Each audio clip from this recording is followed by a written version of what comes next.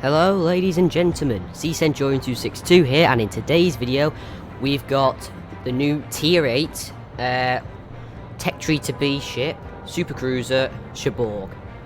So, well, just before we start, I do apologise for not uploading a video for about half a month, if not more now. I do apologise for that. I have had a heavy cold, ear infection, and I'm suffering with quite heavy hay fever, if you can tell in my voice. So I do apologise for that. I will try and be a bit more consistent, and keep an eye out for my next video, which should be future tanks in the SUPERTEST Ep.2. So if you enjoy, just before we get into it, if you enjoy war games related content and it floats your boat, please subscribe to the channel and smash the like button. Anyway, let's get into it. So the Cherbourg, it is a Tier 8 French supercruiser, as I call them, ship, which is, well, is going to be a tech tree ship. I've completed the mission for it just today, actually. Hopefully this video will be out on the 8th, it should be anyway. But anyway, let's get into the armour layout for starters. The turret is protected by 305mm plating on the front, and the barbette are protected by 280mm. The sides of the ship, the bow is 25mm, and so is the rear. The citadel and armor plating on the side plating is 27mm. Then the citadel is 160mm with a turtle back, and the citadel does come up into the water quite a bit. Not too bad. Well, actually, it is quite bad. That might get hit quite often. But you are protected by an 170mm outer casemate armour. So, she's relatively well protected. She's probably designed for bow tanking, as like the Dunkirk, because of that 25mm plating. That should bounce most things. I don't think it'll bounce 16-inch shells, but anything below that I think it'll bounce. Correct me if I'm wrong in the comments. Next, we have its guns. So, the 305mm guns are, well, just like the Alaskas, really. They are 12-inch guns, except this has got 8 of them at the front. Two quadruple turrets. They are quite a nice, it's just like the Dunkirks, really. So it's got a 28-second reload time, a 30-second 180-degree turn time, a maximum dispersion of 183 meters, maximum range of 16.1 kilometers, maximum damage of 4,050, chances of causing a fire on target is 17%, initial penetration capacity is 51mm, and initial velocity is 905 meters a second. That's for HE shells.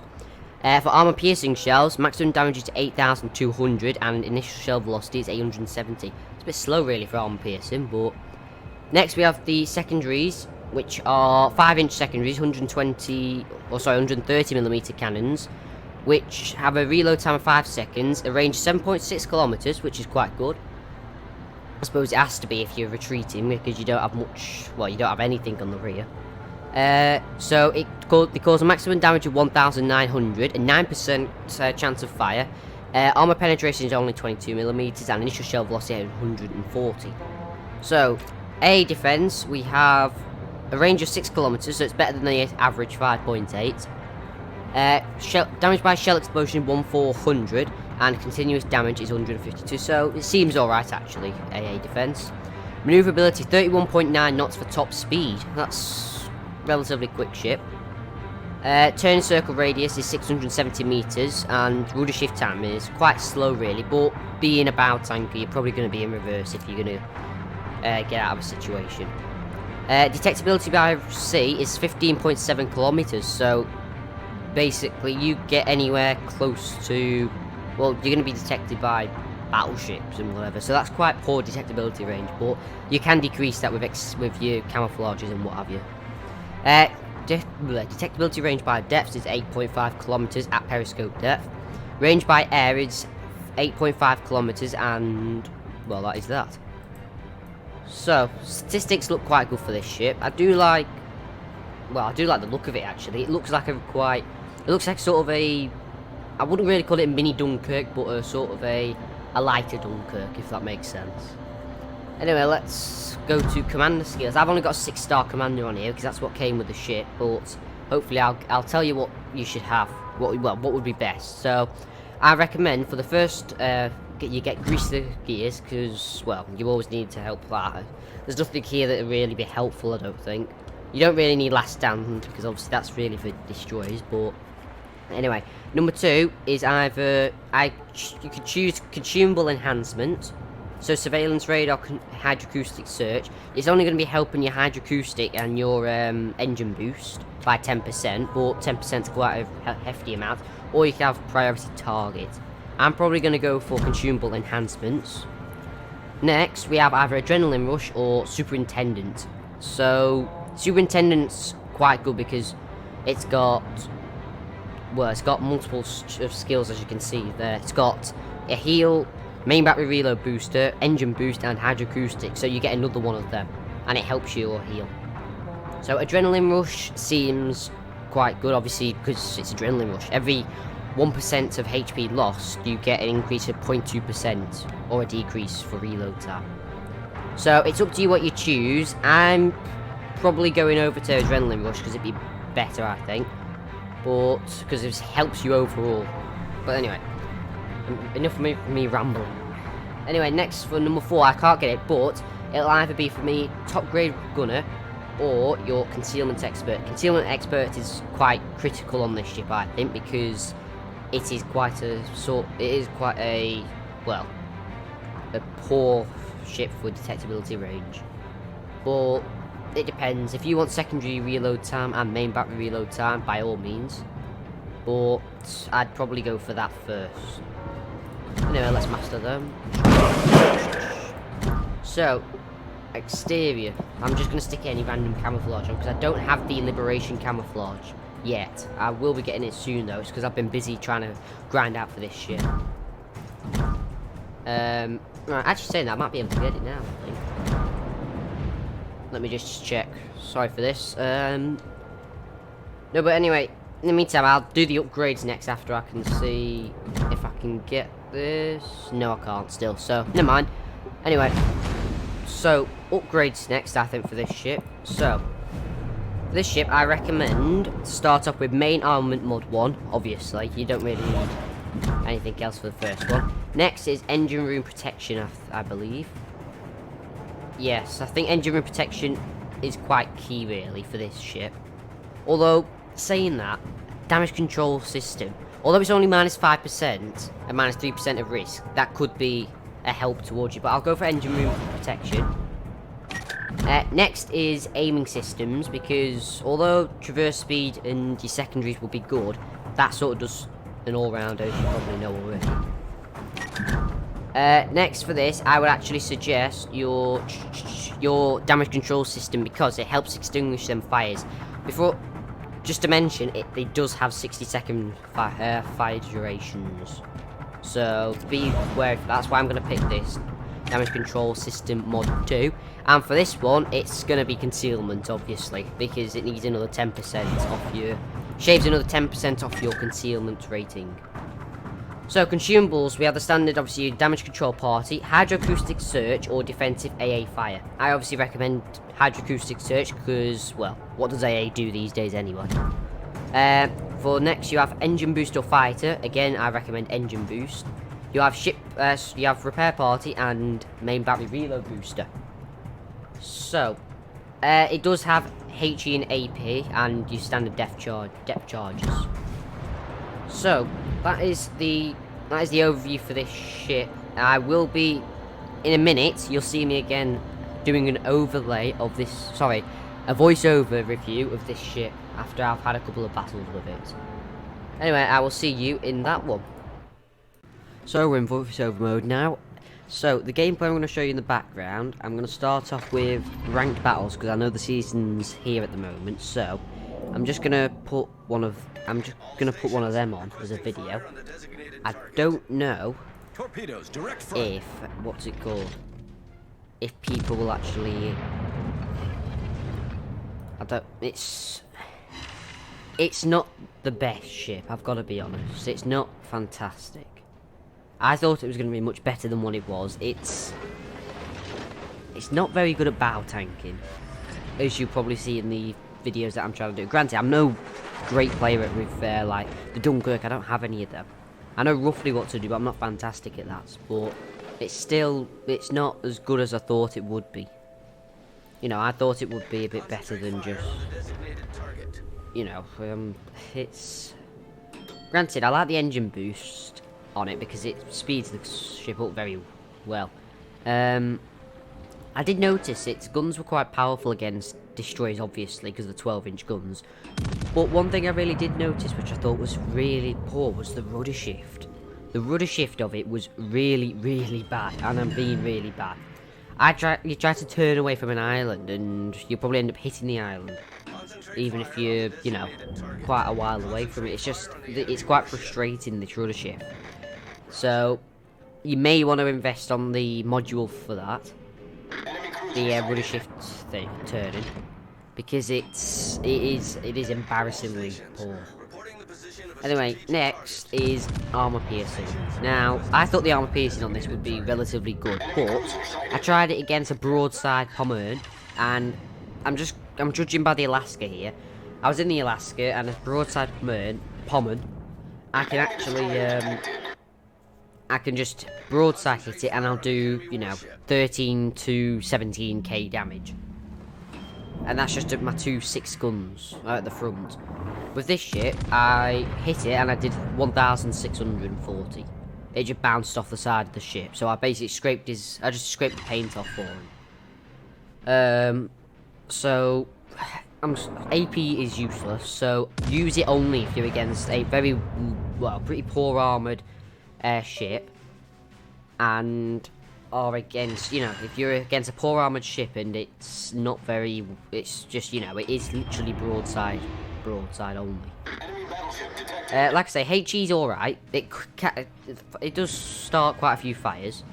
It is good to an extent. It's just that I think it is very limited. For example, the main battery reload booster is very limited because you get 2 rounds. You fire the first round, you put it on, and you only get one more out. You only get another round out of it, another salvo. It's pretty. Oh yes, it'll help against a destroyer. It's pretty pointless against everything else. Next is what I thought was really poor with the ship, was shell velocity. Shell velocity was painfully slow. I really am. It was that slow that it was painful to try and use. Armor piercing, that is probably the main reason why it's so poor, because the shell velocity is so slow. Even with the HE, when you watch the shells in the background just trying to hit a ship, it takes about 3 years for it to arrive. Oh, that's a bit of an exaggeration, but it takes forever for it to arrive. It's not the best. It's quite fast, I'll give it that. It's got a very good top speed. When it's using the engine boost, it's even faster, and in reverse, it's very good. But otherwise, if I'm honest, I think I was going up against a Brest with it in random battles, which I'll be putting up as well. I'll only put a short snippet of ranked battles because it's not really. I don't think it's something everyone would want to watch. But overall, for ranked battles, do not use the ship for ranked battles. It is rubbish in ranked battles. I tried it. I was going up against tier 9s. I was starting fires. I was doing, you know, snippets of damage here and there, but it wasn't anything fantastic. But anyway, in ranked battles, it was. I don't know. I feel that it wasn't adequate for what it is. For the source of ship it wasn't adequate. You know, I was going up against, like I said, I was going up against a Brest, and he was using armor piercing against me, and I was angled just as on an island, as you'll see later on in the clip. But I wasn't angled. I was angled relatively alright, I thought, and he just whacked me for quite a chunk of my HP. So it seems that the 330mm guns have got very good AP. So the only time you'll probably ever the only time you'll ever use this ship, probably not willing to, is when you're going to get Brest and Marquet, I think it's called. Marseille, I don't know. Sorry, I've forgotten the name of the tier 10 ship, but anyway, to get the tier 10 and tier 9. against ranked battles, granted, I didn't get the best matchups. I was only getting tier 9, tier 10 matchups, but so be it. It's not the best ship to play, I'll be honest. I'd much rather play, you know, the Atlantico, for example. I know that's not a comparison, but just in the sense, even though the Atlantico is very slow and sluggish, it can, you know, take a reasonable amount of punishment, even for its low hit points. Oh, and that's another thing, the Cherbourg, its hit points aren't fantastically high. They're just, you know, it's got some hit points. But Hydroacoustic was relatively useful. The heal, I noticed, was pretty lackluster. I thought maybe just because of its HP, but it seemed that it was only healing a small amount. I mean, I don't know if that was just me, but you know, I think main battery reload booster is, again, it's just only useful against a destroyer. It's not very useful against a cruiser unless you can destroy him in the next salvo, and you need to destroy him quickly. But you know, I'm sad to say, but it's not a good ship. It's just, unless it's just me, I haven't gotten the hang of it at all. I've tried my best to try and get a good match out of it, and the most I really got out of it was like 40k damage at most. So the matches you've seen in the background are just they're just the typical match I got with it. The average sort of. It gives the pros and cons of it roughly. But I am quite, you know, you got to work your way for this. You got to get your combat missions to get it, and it's not a brilliant ship. I did notice that it was quite lackluster in bow tanking. Like, I was going up against a Bismarck. I know it's got 15-inch guns, and I thought the 25mm plating would actually bounce them, but it was hitting me, and it was just going, and it just knocked out, you know, it hit me and took a load of my damage off, even though it was hitting my bow. So I don't understand what that was all about, even though I was relatively straight on. So overall, the ship is not fantastic. I wouldn't recommend keeping it, or, you know, I would only recommend keeping it to get the Brest and the tier 10 ship. It's not worth it, I don't think. But that is my review on it. I hope you enjoyed it. I do apologise again for the lateness of my videos. I've been a bit ill. But, you know, it's such is life, I suppose. But just on final note, the Cherbourg is a bit disappointing. It is a bit disappointing, I'm not going to lie. But if you want to get the Brest, and it seems like the Brest is a relatively good ship. Look, when I was playing against it, I don't have it, but when I was playing against it, it seemed quite powerful. So maybe that will be the only reason why you probably want to keep the Cherbourg. But anyway, I hope you enjoyed this video. If you did, if this sort of thing floats your boat, war games related content floats your boat, please subscribe to the channel and hit the like and smash the like button. I will leave the gameplay up on screen if there's any left over, just if you want to watch it, because I'm not gonna abruptly end it because it's a ship that people may want to look at. I don't know, but I'll leave the gameplay up on screen until the end of it. But thanks for watching. I hope to see you in the next one.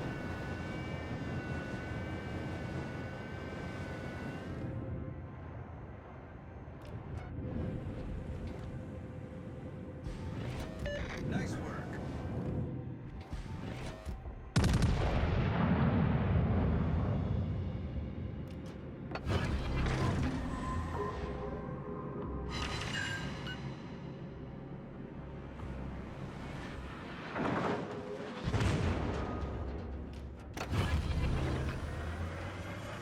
Engine boost activated.